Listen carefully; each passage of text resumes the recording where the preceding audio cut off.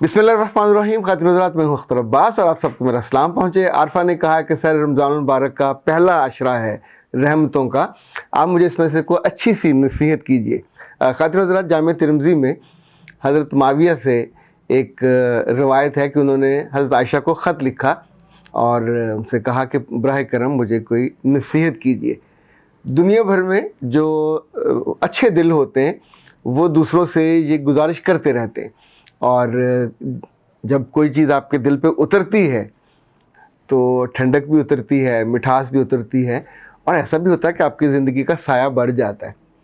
تو اس حدیث میں جو عائشہ نے پھر جواب دیا ان کو، حضرت معاویہ کو، وہ یہ تھا کہ اگر تم اپنی زندگی میں اس کی خوبصورتی کو بڑھانا چاہتے ہو اور اچھا کرنا چاہتے ہو تو پھر صرف اللہ سے ڈر کے اگر کوئی تم سے ناراض بھی ہو جائے تو اس کی پرواہ نہ کرنا، اور اگر تم نے بندوں کے ڈر سے اللہ کو ناراض کر دیا تو پھر اللہ تمہیں بندوں کے حوالے کر دے گا، وہ تم سے جو چاہے سلوک کریں.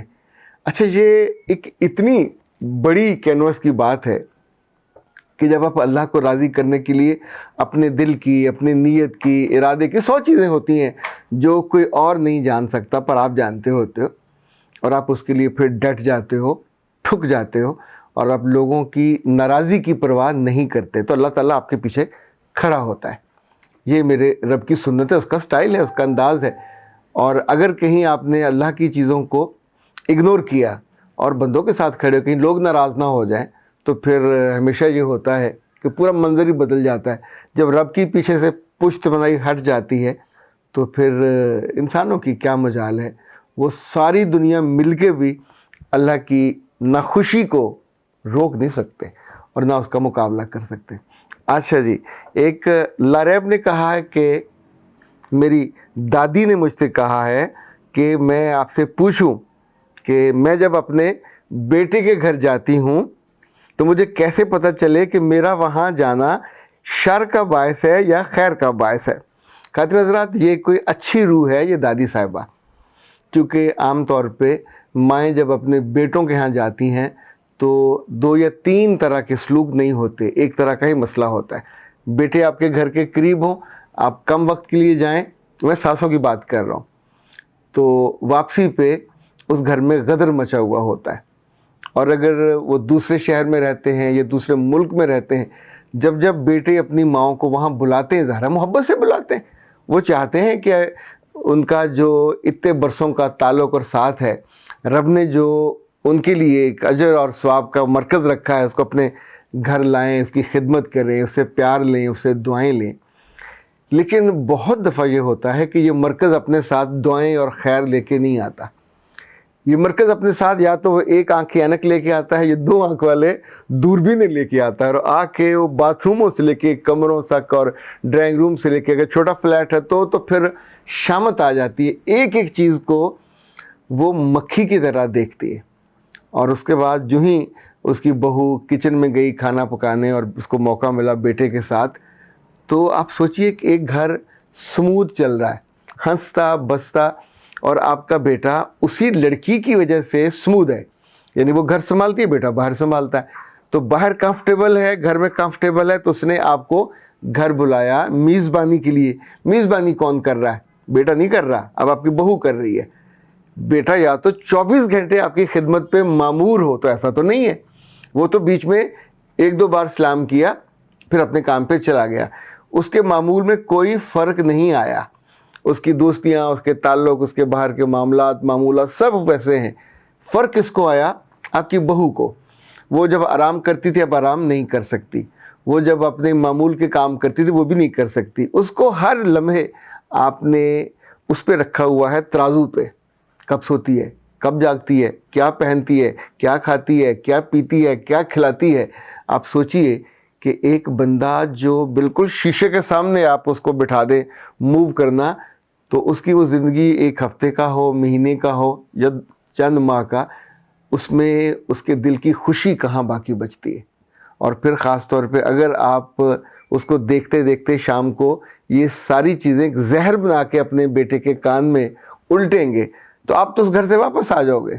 تو اب آپ کیا کر کے گئے ہو کہ آپ نے اپنے بیٹے کی ہنستی بستی जो घरौंदा था, गृहस्थी थी, उसको बर्बाद कर दिया। तो बेटा अपनी दादी से कहिएगा, अगर तो आपके जाने के बाद बेटा और उसकी बीवी दोनों खुशो खुर्रम हैं और इस बात पे एक दूसरे के साथ बैठ के उसके कंधे पे सर रख के वो खातून ठंडे सांस लेती है और उसका मियाँ उसके सर पे हाथ फेरता है, गालों पे हाथ रखता है और कहता है कि तेरा बहुत शुक्रिया, अम्मा खुश गई हैं, दुआएं दे के गई हैं। ये एक तर्ज मतलब आइडियल है। और अगर ये नहीं है और दोनों आमने सामने बैठे हैं और वो उसको घूर रहा है, उसकी आंखों में दहशत और वहशत है कि तूने मेरे माँ से बदसलूकी की, तूने मेरी माँ को खुश नहीं किया, तूने मेरी माँ को ये नहीं दिया, तूने मेरी माँ का वो ख्याल नहीं रखा, तो इसका मतलब है कि माँ का वहाँ तशरीफ़ लाना उस घर के लिए बायसे अज़ार बना है। अज़ाब में नहीं कह रहा, बायसे तकलीफ़ बना है। माँ को ज़रूर जाना चाहिए बेटों के यहाँ, कभी कभी बेटियों के यहाँ भी, लेकिन वहाँ जाके आप उनकी ज़िंदगी के दूध में मिठास बढ़ाने का बायस क्यों नहीं बनते? आपकी वजह से थोड़ा बकअप महसूस हो, बेटी के साथ बैठें, कभी थोड़ा हाथ बैठाएं, बेटा सब्ज़ी ले आओ, मैं भी तुम्हें अच्छा आपने क्या सब्ज़ी काटनी और क्या बनानी, सारी उम्र आपने ये किया, आपके तो हाथों के इशारों पे है। पर वो फील करेगी कि मेरी सास नहीं, इस वक्त मेरी माँ बन के आई है, मेरे मियाँ की माँ है, और इसकी वजह से अब वो आपसे छोटी छोटी चीज़ें शेयर भी करेगी, आपसे दुआएं भी लेगी, आपका मोहब्बत से आपको दबाएगी भी, जाते हुए आपको तोहफ़ा तहफ़ भी देगी। ये दो ऑप्शन है, दो चॉइस हैं। एक दफ़ा कर लोगे, दो दफ़ा कर लोगे, तीसरी दफ़ा वो खातून स्टैंड ले लेगी कि आपकी अम्मा जब भी तशरीफ़ लाती हैं या जब भी आती हैं, वो जो लतीफ़ा बना हुआ ना कि दादी ने आके पोते से पूछा कि बेटा तुम्हारी माँ और बाप जब मैं नहीं आई थी आपस में क्या बातें करते थे, तो बेटे ने कहा कि दादो पहले मुझे ये बताओ आप कोई एक्टर हो, किसी ड्रामे में काम करती हो? उसने कहा नहीं, मैं तो घर में आराम से रहती हूँ। उसने कहा वो अम्मी कह रही थी अब्बा से कि अब इन बच्चों की दादो आएंगी तो घर में रोज़ ड्रामे हुआ करेंगे, तो ये कौन से ड्रामे हुआ करेंगे? मुमकिन है किसी और तफसील भी पूछी हो कि मज़ाहिया हुआ करेंगे, दर्दीले हुआ करेंगे, लंबे हुआ करेंगे कि छोटे हुआ करेंगे।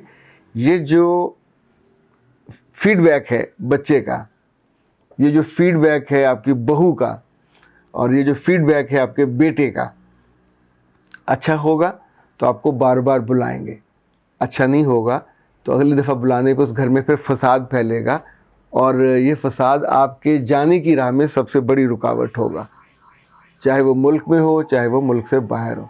तो ए अच्छी और मोहतरम सासो, जब जब भी अपने बेटों के घर पे जाया करो तो बराह करम वहाँ इन्वेस्टिगेशन ऑफिसर बन के मत जाया करो। वहाँ आपको मुतसब भी नहीं हो, आपको नैब के नुमाइंदे भी नहीं हो, वहाँ बस माँ बन के जाया करो। और माँ के वजूद से खैर फैलती है, माँ के वजूद से ठंडक आती है। उस पर वो इंसानी खुशी हो या ख़ानदान की खुशी, उसका अरूज औलाद का हसूल होता है। जिस घर में औलाद ना हो वहाँ ज़िंदगी की खुशियाँ रूठ जाती हैं। नाज हब्स आपके लाए हैं VM मेगा पार। ये उन मर्दों के लिए तोहफ़ा ख़ास है जिनके अंदर औलाद पैदा करने की क़ुव्वत की कमी है, या उनके स्पर्म्स कमज़ोर होते हैं या उनके स्पर्म्स की तादाद कम होती है। ये एक ऐसा शानदार तोहफ़ा है जो उन मर्दों के लिए ज़िंदगी की नई खुशियाँ लेके आता है। मर्दाना फर्टिलिटी के लिए ये तोहफ़ा ख़ास है जो 100% हर्बल और नेचुरल है। इसका कोई साइड इफ़ेक्ट नहीं है। इसके कैप्सूल सुबह, दोपहर और शाम गर्म दूध के साथ आप लेंगे।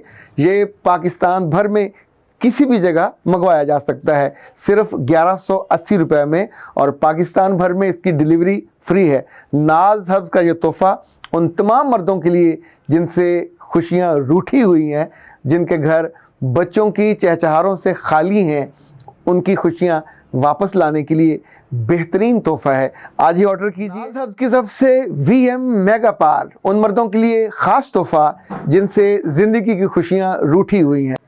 बुरी निगाह और बद निगाह वाला जो मामला है, जब वो करोगे, अब ज़ुबान दराज़ी भी करोगे, तो उस हंसते बसते घर को आप ख्वार कर दोगे। तो ये तो ज़ाहिर है किसी तौर पे भी अच्छा नहीं लगेगा। अख्तर अब्बास को दीजिए इजाज़त। अस्सलाम वालेकुम।